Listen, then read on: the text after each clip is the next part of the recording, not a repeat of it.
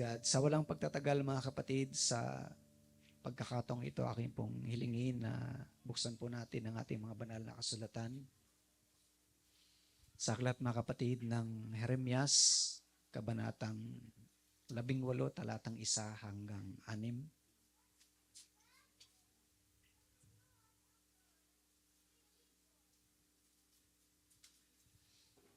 Praise the Lord.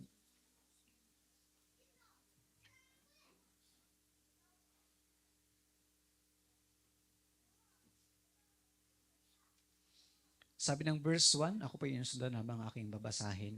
Sabi sa unang talata, ang salita na dumating kay Jeremias mula sa Panginoon na nagsasabi, ikaw ay bumangon at bumaba sa bahay ng magpapalyok. At aking iparinig sa iyo ang aking mga salita roon. Nang magkagayoy bumaba ako sa bahay ng magpapalyok at narito siya'y gumagawa ng kanyang gawa sa pamagitan ng mga gulong. At nang mabasag sa kamay ng magpapalyok ang sisidlang putik na kanyang ginagawa, ay gumawa siya uli ng ibang sisidlan na minagaling na gawin ng magpapalyok. Nang magkagayoy dumating sa akin ang salita ng Panginoon na nagsasabi, o sambahayan ni Israel, hindi baga ako makagagawa sa inyo na gaya ng paggawa ng magpapalyok na ito? Sabi ng Panginoon, narito kung paano ang putik sa kamay ng magpapalyok, gayon kayo sa kamay ko, o sambahayan ni Israel. Ang Diyos ang magpala sa kanyang mga salita, mga kapatid. Bago kayo maupo, tayo muna ay manalangin sa ating Panginoon. Dakilang Diyos, kami Panginoon ay patuloy nagpapakumbaba sa iyong harapan. Ikaw ay buhay, ikaw ay Diyos na dakila. Sa umagang ito, nabasa namin Panginoon ang iyong mga salita.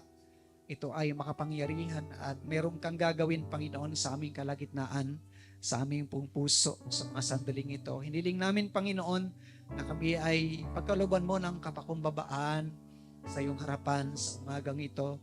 Buksan mo aming puso at isipan at kami maging handa sa mga bagay at pagpapalang iyong pagkakaloob para sa bawat isa sa amin. Maging sa iyong lingkod na magbabahagi at magdadala ng iyong mga salita. Amang banal, ako yung walang magagawa sa aking ganang sarili. Ikaw, Panginoon, ang mangusap. Ikaw, Panginoon, ang magsalita sa kalagitnaan ito. At hayaan ang banal na Espiritu ay mangusap, manguna, at patuloy na magpala sa bawat isa.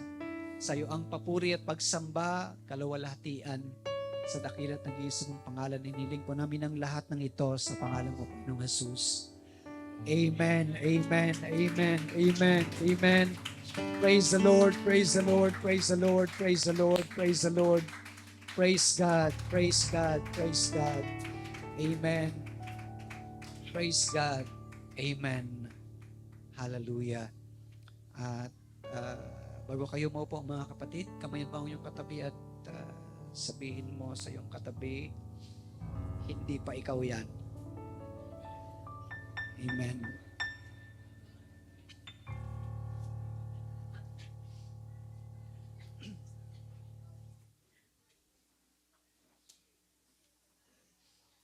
Praise God. Praise the Lord. Praise the Lord. Amen.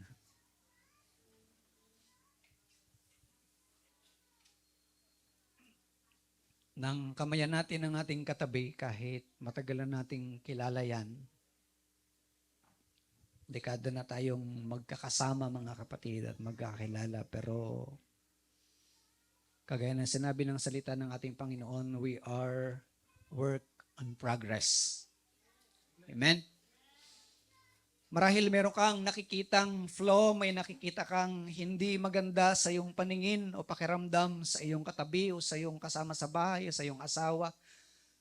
Subalit alalahanin natin mga kapatid na tayo po ay hindi pa final yung trabaho ng Diyos sa atin. Tayo patuloy na binabago at patuloy mga kapatid na pinoproseso ng atin pong Panginoon. Amen? Ang Diyos ay nagsasalita sa iba't ibang kaparaanan sa buhay po natin. Amen? Sa buhay ni Jeremias, mga kapatid, ang Panginoon ay nagsalita sa maraming pagkakataon bukod sa mga panaginip ay ginamit ng ating Panginoon ang mga bagay-bagay, mga object lessons, mga kapatid, para mangusap ang Panginoon kay Jeremias patungkol sa bayan ng Israel, mga kapatid. Ang mga tekstong ating binasa ay mula sa panulat ni Jeremias kung saan, mga kapatid, nakita natin na ginamit ng Diyos ang mga bagay na nakikita ni Jeremias para mangusap ang ating Panginoon sa Kanya. Ganon din sa buhay natin, may mga pagkakataon ng Diyos, hindi lang yung ating mga personal na karanasan, hindi lang sa ating mga panaginip o pangitain, nangungusap ang ating Panginoon. May mga bagay tayong nakikita na binubuksan ng Diyos ang ating puso at isipan, mga kapatid. At naunawaan natin kung ano yung plano ng Diyos, kung paano siya nangungusap at naglilid, nangunguna sa buhay natin. Ang salita ng Panginoon ay dumating kay Jeremias na sabi sa kanya ng ating Panginoon, ikaw ay bumaba doon sa bahay ng magpapalayok. At sinabi ng Panginoon sa kanya, tingnan mong mabuti. Panoorin mo ang kanyang ginagawa. Amen. Taranasan niyo ba yun minsan, mga kapatid, na habang kayo naglalakad ay nakuha yung atensyon ninyo, yung pansin nyo, yung paningin sa isang bagay na dapat siguro marahil, palagi mong nakikita yung bagay na yon. Ako'y naniwala sa Jeremias, mga kapatid, hindi lang first time na siya ay napunta doon sa lugar ng magpapalayok, sa bahay na magpapalayok. Amen? Pero, itong pagkakataong ito ay kakaiba, mga kapatid, sapagkat siya ay inutusan ng ating Panginoon. Sinabi ng Diyos sa kanya, ikaw ay bumaba sa lugar na yon, sa bahay na magpapalayok. At minsan, mga kapatid, may mga sitwasyon sa buhay natin, may mga bagay sa buhay natin na tayo nakikita. Una, lagi nating nadadaanan, na sabi natin, natatandaan ko ito eh. Nangyari na sa akin ito, nadaanan ko na to. Pamilyar sa akin ang lugar na ito, pamilyar sa akin ang bagay na ito. Pero minsan, o kalimitan, mga kapatid, hindi agad nangungusap ang Diyos at hindi agad o ginagamit ang Panginoon ang lugar na yung bagay na yon. At minsan sabihin sa iyo ng ating Panginoon, minsan na lang mabubuksan ang isip mo, sasabihin mo, oo nga, ano? Ganito pala yun. Ito pala yun. Ito pala yung sinasabi ng Panginoon sa buhay ko. Ito pala yung leading ng Panginoon. Ito pala yung kalooban ng Panginoon sa buhay ko. Kahapon may binasa sa Brother Alan Macabel sa Romans chapter 12 verse 2. Ang sabi doon sa last phrase, mga kapatid, upang ating malaman ang mabuti at kaaya-aya at lubos na kalooban ng Diyos. Amen. Yung mga bagay na nangyayari sa buhay natin, mga kapatid, hindi lahat ng mabuti na nangyayari sa buhay natin ay kalooban ng Diyos. Amen? Hayaan yung basahin ko ang Romans chapter 12 verse 2. Ang sabi ng verse 2, mga kapatid, sa wika English, and be not conformed to this world, but be transformed by the renewing of your mind, that ye may prove what is that good and acceptable and perfect will of God. Merong tatlong bagay na nangyayari sa buhay natin na kapag hindi tayo naging sensitibo, mga kapatid, sa kalooban ng Diyos, ay isipin natin na ito na. Amen. Good, acceptable, and perfect will ng Diyos. Amen. Marami nagsasabing mabuti yan, tama yan, pero kalooban ba ng Diyos yan? Yung pangalawang bagay, acceptable. Tanggap ng lahat, okay sa lahat, ayos yan, hindi ka gumagawa ng masama.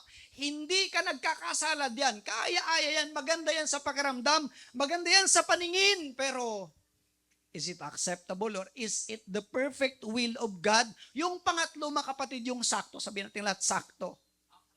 Walang labis, walang kulang, mga kapatid. Perpektong kalooban ng Diyos.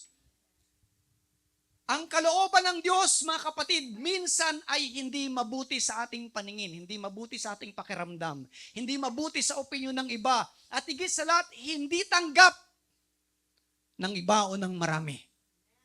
Pero doon tayo sa pangatlo, mga kapatid. Perfect will of God. Amen. Marahil ang bagay na yan ay mabuti. Pabor sa iyo, mga kapatid.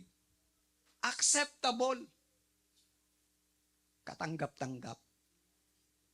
Pero baka hindi yan ang perpektong kalooban ng Diyos. Kaya ang Panginoon ay nangungusap at patuloy na gumagamit ng mga sitwasyon at pagkakataon sa buhay natin. Just like Jeremiah, mga kapatid, kung papaanong siya ay kinausap ng ating Panginoon. Malimit niya marahil nadadaanan yung lugar na yon, pero normal lang sa kanya, mga kapatid. Trabaho yan ng magpapalayok eh. Bakit niya pakikialaman? Bakit niya pag-aaksayahan ng pagkakataon na siya ay manood kung hindi naman yun yung kanyang hilig? Amen? Minsan yung mga bagay na hindi naman natin hilig, hindi natin pinapansin yan, mga kapatid. Mga walang hilig sa basketball, kahit sino pa yung dumating dyan, mga kapatid, kahit pag-ano kagaling yung naglalaro, pag wala kang hilig, mga kapatid, sabihin mo, pag-aaksaya lang yan ng oras. Amen. Kaya marahil si Jeremias, marahil araw-araw, hindi man araw-araw, baka once a week o once a month, nadadaanan niya yung lugar na yon, mga kapatid. At wala pong dating sa kanya.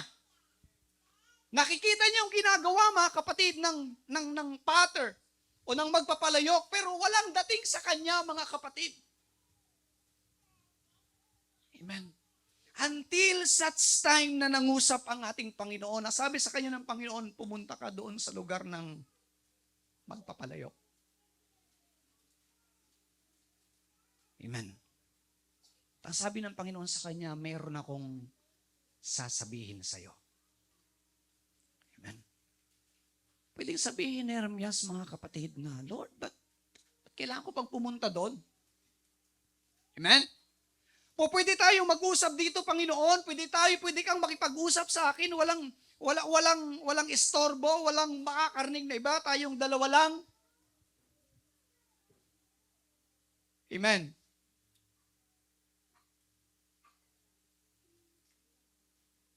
Nalimutan ko pala yung mga kapatid yung title. Nakatingin. Ano kayang ipipreach, Pastor? Wala pang title eh.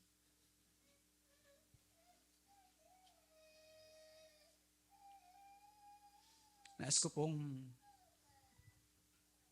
ituloy kayo sa isang topic, mga kapatid. Hindi pwede sabing dalhin kasi nasimulan na. Ituloy kayo. Kumbaga, nakapasok na sa pintuan, mga kapatid, kaya tuloy tayo. Amen. Marred and made again. Sira, wasak, may flaw, may diferensya. Lahat ng may diferensya magsabing amen. Praise God. Salamat at hindi ako nag-iisa, mga kapatid. Hindi naman sa isip. Amen. So pwedeng sabihin ni Jeremias, mga kapatid, na dito na lang, Panginoon. Pero mayroong specific place, mga kapatid, ang Diyos inihanda para mangusap kay Jeremias. The same as true with us. Sometimes, mga kapatid, doon sa gusto nating lugar, doon sa gusto nating specific place na sinasabi ng Lord, gusto kong dito ka mangusap sa akin. Hindi, mga kapatid. Mayroong saktong lugar at panahon o sandali na ang Diyos ay nangungusap sa atin para masigit nating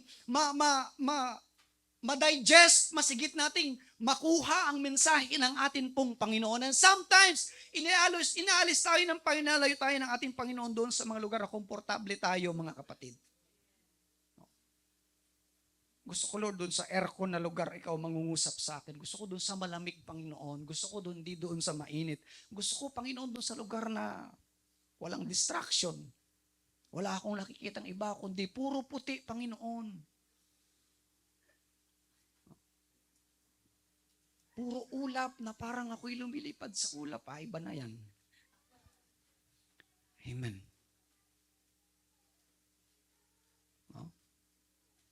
Sabi ni Pablo, mga kapatid, for to me to live is Christ and to die is gain.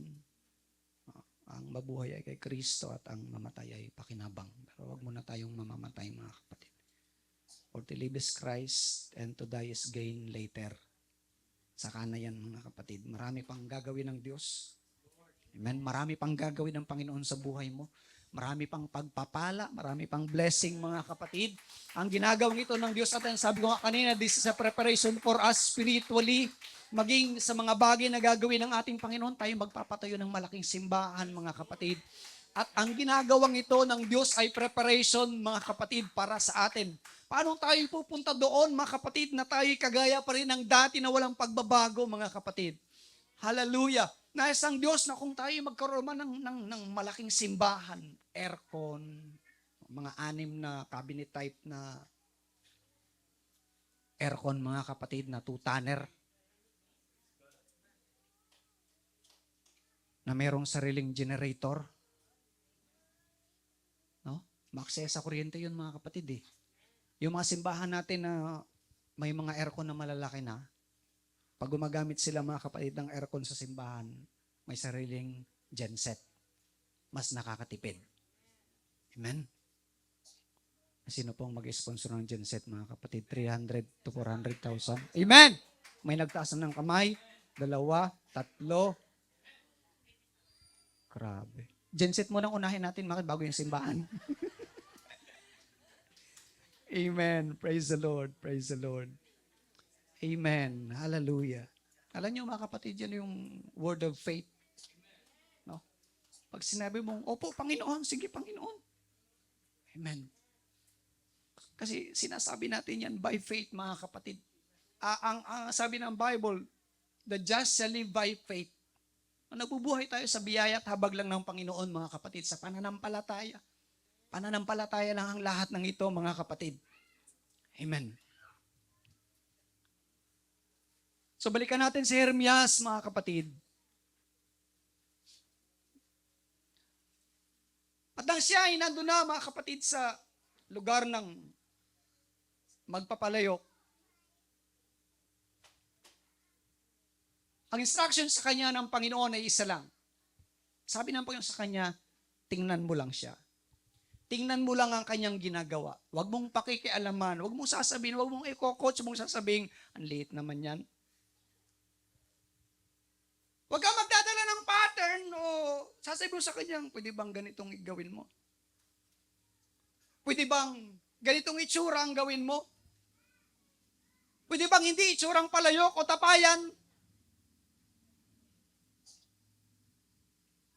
Yun nga yung kanyang ginagawa. Magpapalayok nga eh. Kaya nga palayok lang yung ma-expect mo sa kanya, mga kapatid. Hindi siya makagawa ng kaldero. Sa akin nakakita ng kalderong gawa sa putik. Palayok lang talaga. Kaya sabi sa kanya ng ating Panginoon, titingnan mo lang siya. Mag-o-observe ka lang sa kanya kung ano yung kanyang ginagawa. At habang pinapanood ni Jeremias, mga kapatid, ang ginagawa na magpapalayok, habang umiikot yung, hindi ko alam kung anong tawag doon, mga kapatid, potter's wheel. Amen. Tama ba? Potter's wheel? Kapartner ng potter's hand. Naalala ko nung ako'y babago pang nagpapastor, mga kapatid. Ako'y MC sa gawain ng kabataan sa Maibon. Umawit yung taga Maibon yata o taga Kalapan.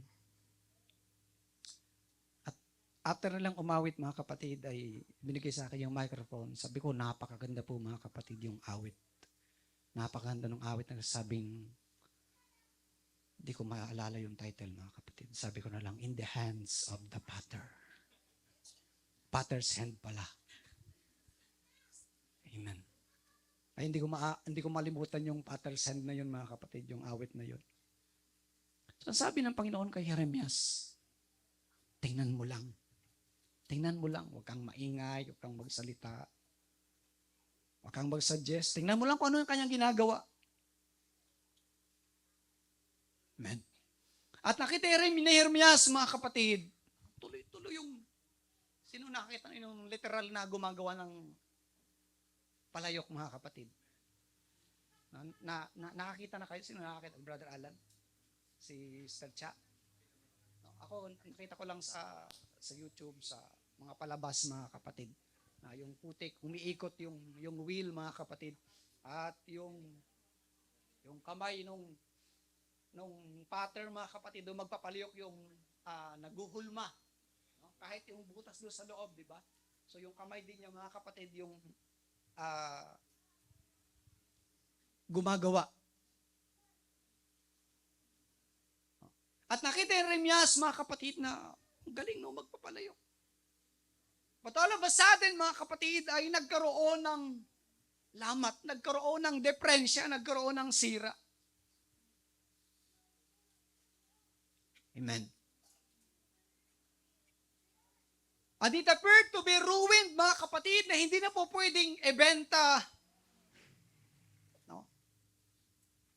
At ito'y itatapo na lang dahil sira. Subalit, sa pagkamangha ni Jeremias, mga kapatid, patuloy niyang tinitingnan yung ginagawa ng magpapalayok. Ay pinagtiyagaan uling ito, mga kapatid, ay hulmahin ng panibago. Amen. Inayos, hinulma, para magkaroon ng magandang forma. At doon dumating, mga kapatid, ang salita ng Panginoon kay Jeremias. Amen. Unang bagay, mga kapatid, natin pong makikita at matututunan sa salita ng Diyos sa pangusap ng Panginoon kay Jeremias ay ito. Lahat po tayo ay mayroong kasiraan. Meron tayong flaw, mga kapatid. Amen? Yung ginamit na putik o clay, mga kapatid, it is a representative of humanity in general. Tayo'y kagaya ng clay, tayo'y kagaya ng putik na nabahiran, mga kapatid, ng kasalanan, na nabahiran, mga kapatid, amen, ng kasalanan na kung saan ay hindi tayo nagiging kalugod-lugod sa harapan ng ating Panginoon. Kagaya na sinabi ng Romans chapter 3, verse 23, mga kapatid, for all have sinned and come short of the glory of God. Lahat ay nagkasala at hindi nakaabot sa kaluwalhatian ng Diyos. Amen. Bawat isa sa atin ay parehas yung yung ingredients, yung materyales. Lahat tayo, mga kapatid, yung ating katawang lupang ito ay kagaya ng katawan ni Adan, na merong tendency na magkasala, na merong tendency, mga kapatid, amen, na yung ating carnal desires ay po pwedeng mamayani at yung katuwiran, yung kabutihan ay matalo, mga kapatid. Kaya nga, ito po yung impluensya, mga kapatid, ng gawa ng laman. Sinabi ng Isaiah chapter 64 verse 6, mga kapatid, but you are like all unclean thing, and all our righteousness are like filthy rags. Ang ating pong katuwiran ay parang basahan lamang sa harapan ng ating Panginoon. Tayo marurumi sa harapan ng Diyos, mga kapatid. Wala po tayong po pwedeng ipagmalaki sa Panginoon. Kahit gaano ka pa kasikat, kahit gaano ka pa kaganda, mga kapatid, kahit gaano ka kagwapo, kahit gaano ka kayaman, wala kang po pwedeng ipagmalaki sa Diyos, sapagkat ang iyong kalagayan, ang sabi ng Biblia, mga kapatid, ay maruming basahan sa harapan ng atin pong Panginoon. Palapakan natin ang Diyos, mga kapatid.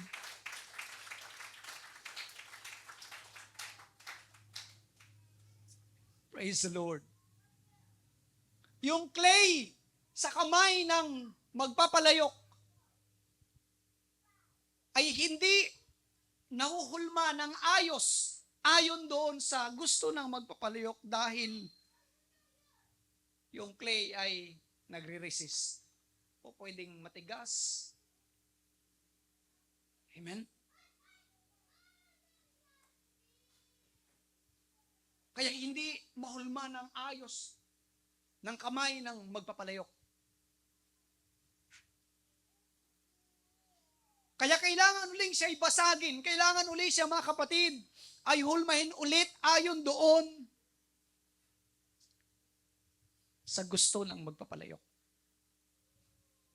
At isang bagay ang ating makikita, mga kapatid, na yung depekto, yung deprensya ay wala sa kamay ng magpapalayok. Nasa putik. Nasa uri ng putik na kanyang ginagamit at hinuhulma. Hindi sa kamay ng magpapalayok, mga kapatid, ganun din sa atin. Kung mayroon mga bagay tayong nararanasan, mga kapatid, ang depresya ay wala sa Diyos. Wala sa kalooban ng Panginoon. Palagi nating sinasabi, mga kapatid, amen, na yung mga bagay na negatibo na nangyari sa buhay natin ay hindi gawa ng Diyos yan. Yan ay consequence ng mga bagay nating ginawa in the past. Amen. Yung sakit natin, mga kapatid, nasabihin natin, gawa ng Panginoon. Hindi po. No? Yung mga aksidente, kamatayan, lahat ng yan, mga kapatid, ay consequence ng kasalanan. Consequence ng kasalanan, lahat yan, mga kapatid. At hindi po yan galing sa Diyos. Galing po yan sa tao. So that's why the defect is in the clay, not in the hands of the potter. Hindi pwedeng sisihin yung magpapalayok. Kung bakit nagkaroon ng sira, nagkaroon ng flaw, mga kapatid, yung pot o yung palayok. At higit sa lahat, kayang gawin ulit. Kayang baguhin ulit, mga kapatid. Amen. Kung tayo man ay nalihis ng landas, kung paano sinabi na sa Isaiah 53 verse 6, mga kapatid, na tayo kagaya ng mga tupa. All we like sheep have gone astray. Tayo ay tinungo natin yung ating sariling gusto, mga kapatid. Ang totoong problema ay wala sa Diyos. Ang totoong problema, mga kapatid, ay nasa atin. Amen. Tayo ay nagiging matigas minsan. Amen? So kaya hindi maporma ng ayos yung putik ay dahil mayroong hardness, mga kapatid. O dili kaya mayroong maliliit na bato o may mga part, mga kapatid, na hindi saturated ng tubig na kahit anong paghuhugis ng kamay ng potter, mga kapatid, ay hindi sumunod doon sa hulma o sa ayos na gusto nung magpapalayok. Dahil merong part, mga kapatid, na matigas, na kapag pinilit ay nababasag at nawawala sa forma. Amen? Ganon tayo sa harapan ng ating Panginoon, mga kapatid, yung ating sinful nature. Yung ating kalikasan na makasalanan, mga kapatid. The carnal man does not want to yield to the master's hand, mga kapatid. Minsan ayaw nating magpasakop. Minsan ayaw nating magpasailalim doon sa kamay, sa kalooban ng ating Panginoon. Ayaw nating gawin yung kalooban ng Diyos. Ayaw nating sundin. Bakit? Sapagat mas masarap na gawin, mga kapatid, ang mga bawal na bagay sa ibabaw ng mundong ito. Kaya kakaunti yung mga tao na naglilingkod sa Diyos, mga kapatid. Mas marami yung mga tao na hindi mo makikita na naglilingkod sa ating Panginoon. Bakit? Mas masarap na gawin kung ano yung pita ng laman. Kung ano yung gusto ng ating katawan, mga kapatid. Yun yung nais nating gawin. Amen? Ang tinig ng Diyos ay palaging nangungusap sa atin, mga kapatid.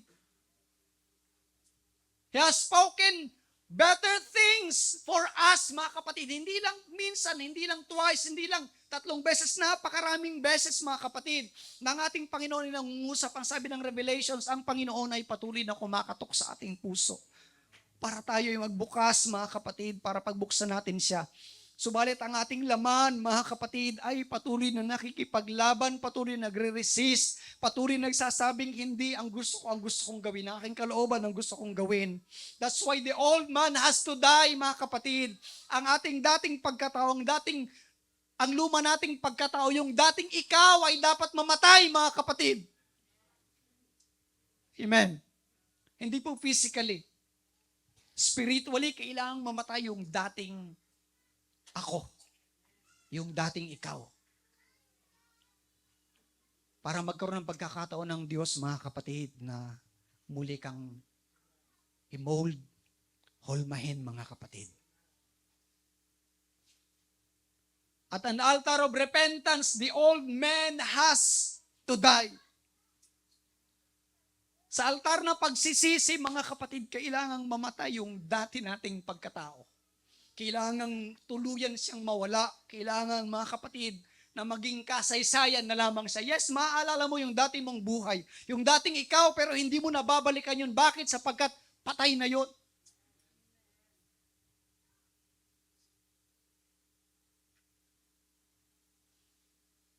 Yun yung biyaya ng Diyos sa buhay natin, mga kapatid. Amen? Yun yung biyaya ng Diyos sa buhay natin. Kahit tayo'y makasalanan, kahit marami tayong flaw, marami tayong mga bagay na hindi kaaya-ayang nagagawa, binasura na ba tayo ng Diyos? Every time na nagkakasala tayo, mga kapatid, mayroon mang judgment agad ang ating Panginoon? Hindi, wala.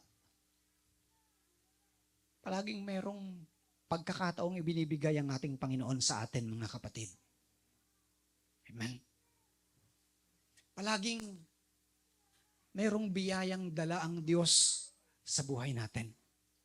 Binibigyan tayo ng Panginoon na ng pagkakataon na magpasimula ulit. Amen? Pinoproseso tayo ng Diyos. Kaya nga, yung kaligtasan, it is a process, mga kapatid. Habang tayo nandito sa lupa, patuloy tayong binabago ng Diyos, patuloy tayong pinapalago ng atin pong Panginoon, patuloy tayong tinatawag ng Diyos at lumalago tayo doon sa kung ano tayo na Kanyang tinawag, mga kapatid. Kaya nga, we must constantly yield in the hands of the Father, mga kapatid, for us to be able to grow and to be molded on His will. Kapag mayroong resistance tayo palagi, kapag tayo nakipagbaka palagi laban sa Espiritu ng ating Panginoon, hindi tayo magmamatured, mga kapatid. Hindi tayo lalago. Amen? Kailangan nating magpasakop at magpasailalim sa kalooban ng ating pong Panginoon, mga kapatid. Hallelujah.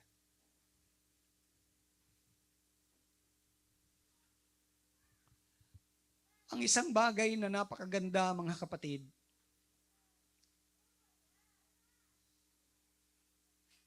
sa nakita ni Jeremias, mga kapatid, ay ito.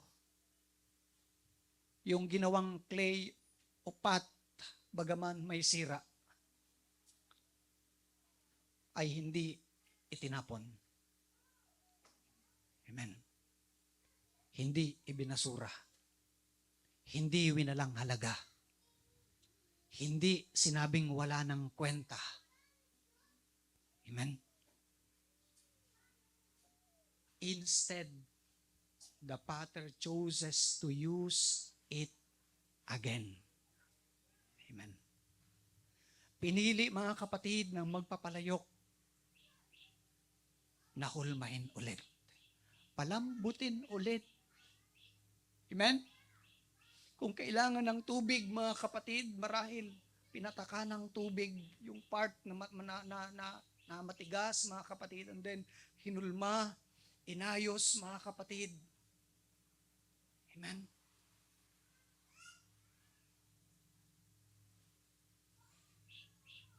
Di ba pwedeng ibasura ng Panginoon, mga kapatid, yung may depekto at kumuha uli ng panibagong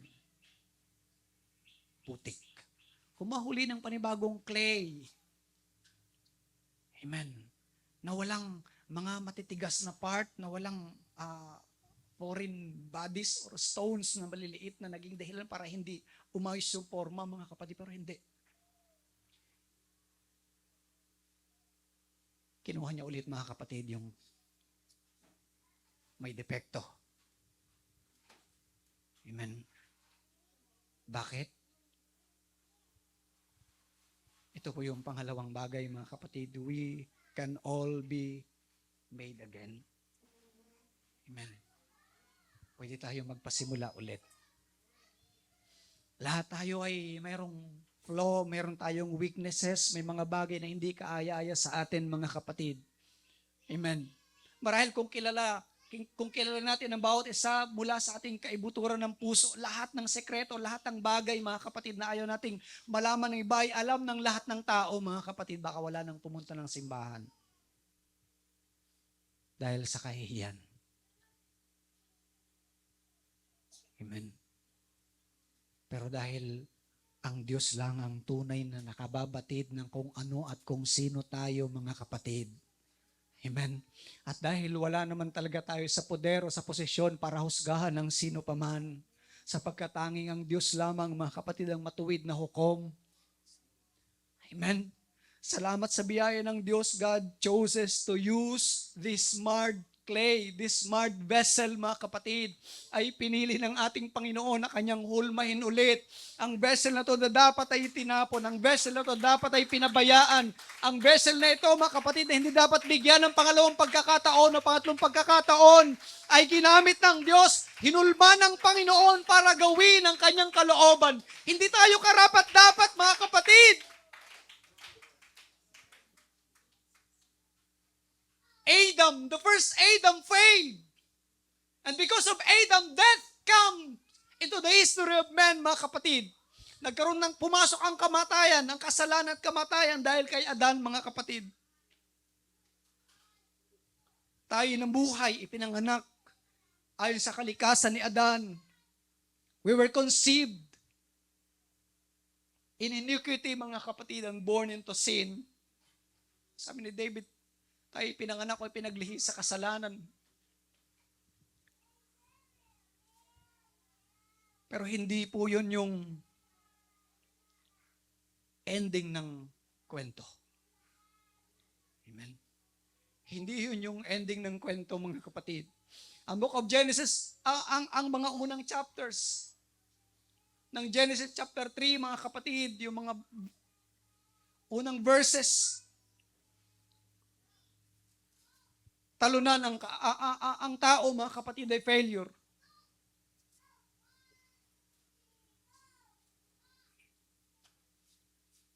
Kung iyong babasahin ang Book of Genesis chapter 1 hanggang chapter 2, mga kapatid, mamamangha ka. Pero pagdating mo ng chapter 3, mga kapatid, merong panghihinayang. Sa mga unang mga talata. Dahil napakaganda na ng istorya, mga kapatid. Napakaganda na sana ng future ni Adan at ni Eva, mga kapatid. Pero pumasok ang kasalanan. Amen. Pumasok ang kasalanan. At yung magandang takbo ng kwento, mga kapatid, marahil sasabihin nating pumangit. Amen? Bakit? Kasi dapat walang hirap, walang pagtatrabaho, mga kapatid. Walang lungkot, walang pag-iyak, walang sakit. Lahat ng naranasan natin, negatibo, mga karamdaman, ay wala lahat yan, mga kapatid, kung hindi nagkasala sa Adan at sa Eva. Walang kamatayan ng tao. Walang pagtanda. Pero inyo yun, mga kapatid.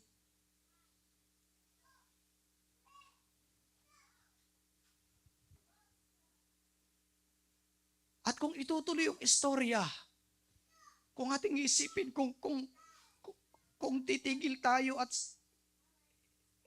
ihiwalay muna natin pansamantala yung pagkakasala. Kung hindi natin muna babasahin, mga kapatid, yung verses ng lumitaw ang serpente o ang ahas na tinukso si Adan o si Eva.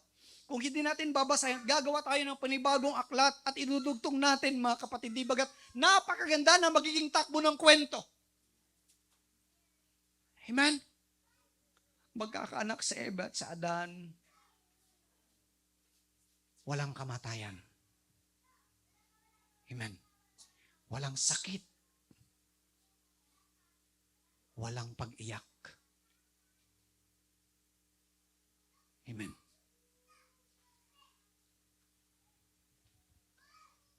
Pero sa kabila ng sumunod na talata, inakala ng dyablo, mga kapatid, inakala ng ahas, inakala ni Lucifer, ni Satanas, mga kapatid, na ang magandang kwentong pinasimulan ng Book of Genesis ay magiging distraction, magiging Hindi maganda ang ending. Pero magandang bagay, mga kapatid, doon lamang siya naging matagumpay.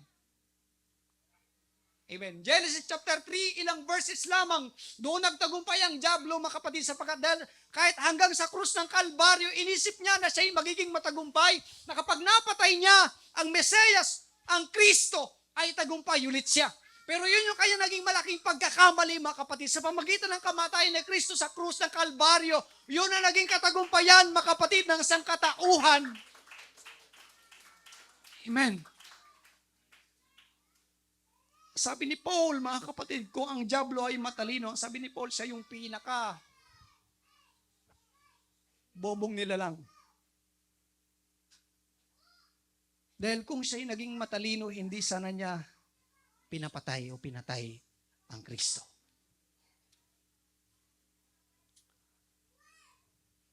Ang sitwasyon sa Genesis chapter 3 na inisip niyang putol na at wala ng pag-asa ang tao sapagkat nagkasalan at nasira, mga kapatid. Nag-disobey si Adan, inisip niyang tapos na yung kanyang trabaho. Pero hindi. Pero hindi, mga kapatid. Sapagkat from the very beginning, mga kapatid, hindi pa nililikha ng Panginoon sa Dan at Seba. Alam na ng Panginoon na mangyayari. That's why the Lord has provided a Redeemer, mga kapatid. Mayroong pinangako. Ang sabi ng ating Panginoon, ang binhi ng babae, siyang aang, siyang yuyurak at tatapos, mga kapatid, sa gawa ng kasamaan.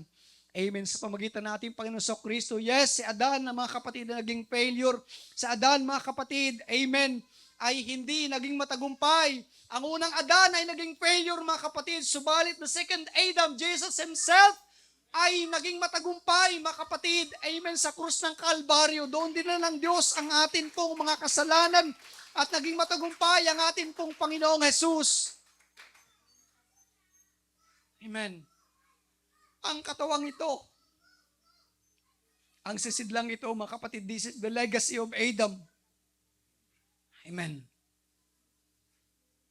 Pero ang plano ng kaligtasan, ang kapanganakan na muli, it is the legacy of Jesus. Amen. Mananatili kang talunan, mananatili kang failure, mga kapatid, as long as na hindi ka nagpapasailalim sa kalooban ng ating Panginoon. Pero mayroong katagumpayan, mga kapatid.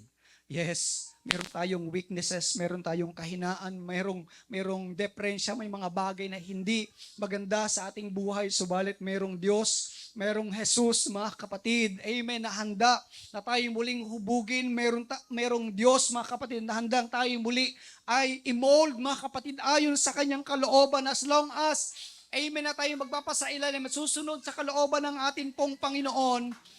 Gaano man katigas ang ating puso, mga kapatid, amen, handa ang Diyos na ito ay patuloy na katukin hanggang lumambot, mga kapatid, hanggang tayo magbukas sa kanyang kalooban.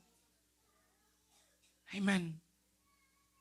Kung paano sinabi ng 2 Peter chapter 3 verse 9, mga kapatid, the Lord is not slack concerning His promise, as some count slackness, but is long-suffering toward us, not willing that any should perish, but that all should come to repentance. Amen. Ang Diyos ay puno ng habag at biyaya sa atin pong buhay. Amen. Palaging nandun yung pagkakataong binibigay sa atin ng ating Panginoon, mga kapatid. Dahil sa pag-ibig at habag ng Diyos sa bawat isa sa atin. Amen. Tayong lahat ay tatayo, mga kapatid.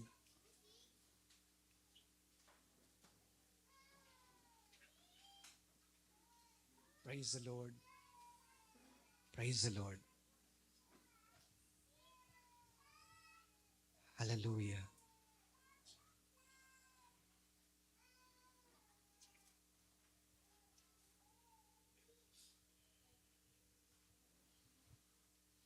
Bago tayo magtapos, mga kapatid, sa umagang ito, nais ko pong sabihin sa ating kalagitnaan, mga kapatid, na merong kaaway ang atin pong kaluluwa. Meron tayong kaaway. Meron tayong nakipagbaka tayo. Hindi sa laman at dugo. Ang ating kalaban ay hindi ang ating literal na kapwa-tao, mga kapatid. At ito ay ang dyablo. Sa Satan, mga kapatid. At isa sa pinaka-paborito niyang trick o kaparaanan ay ang ipaalala sa atin kung sino talaga tayo. Kung ano yung dati nating kalagayan, kung ano yung kasamaan at kasalanan na gawa natin sa ating Panginoon, palagi at patuloy niyang ipapaalala sa atin. Sasabihin niya, hindi ka dapat dyan, you are not worthy. Hindi ka dapat tawaging anak ng Diyos sapagkat ikaw ay makasalanan, sapagkat ikaw ay walang kwenta, sapagkat ikaw ay basura, sapagkat ikaw ay walang pupuntahang maganda. Yan ang ginagawa ng kaaway, mga kapatid, sa bawat isa sa atin. Patuloy at palagi niyang ipapaalala sa atin yung ating mga weaknesses, yung ating flow, mga kapatid, na pilit natin kinakalimutan. Patuloy niyang ipapaalala sa atin para isipin natin na wala talaga tayong puwang sa paanan ng ating Panginoon. Pero isang bagay, mga kapatid, na sasabi ko sa umaga ito, huwag kang maniniwala sa mga sinasabi ng kaaway sapagkat kailanman hindi siya magsasabi ng totoo, mga kapatid. Ang lahat ng kanyang sinasabi, puro kasinungalingan, mga kapatid. Amen. Isang bagay ang totoo, mga kapatid, sa umagang ito. The clay doesn't decide if it is too marred or not.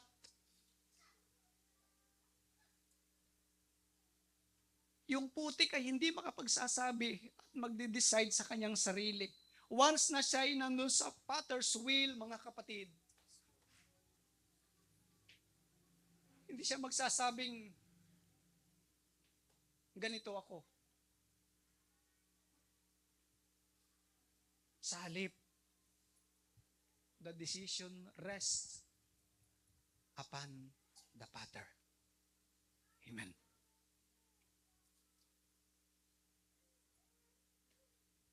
Ang kalooban ng Diyos, mga kapatid, ang patuloy na uhubog at magdadala sa atin sa kanyang kalooban.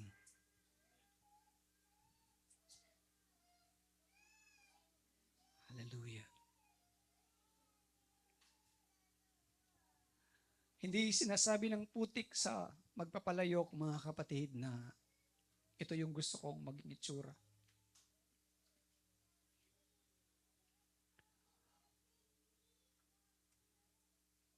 The clay doesn't tell the potter what he can or cannot make.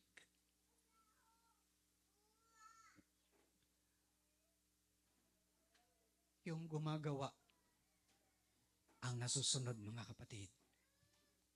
Hallelujah. Dahil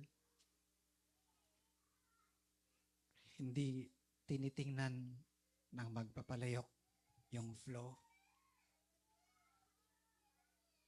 yung diferensya doon sa putik. He sees a vessel of honor, mga kapatid. He sees a vessel worthy of honor. Amen. Ganun yung pagkakita sa atin ng ating Panginoon. A vessel of honor that has yet to be made. He sees a life full of potential, mga kapatid. May nakikita ang Diyos sa iyo. May nakikita ang Panginoon sa bawat isa sa atin. Amen, na hindi pa nahahayag. Kaya palagi natin sinasabi, mga kapatid, hindi pa tapos ang Diyos sa bawat isa sa atin. Yung kalagayan mo ngayon, mayroong masigit pang pwedeng gawin ang Panginoon sa buhay mo. Hallelujah. Mari bang sa umagang ito, mga kapatid, tayo po'y dumako dito sa unahan.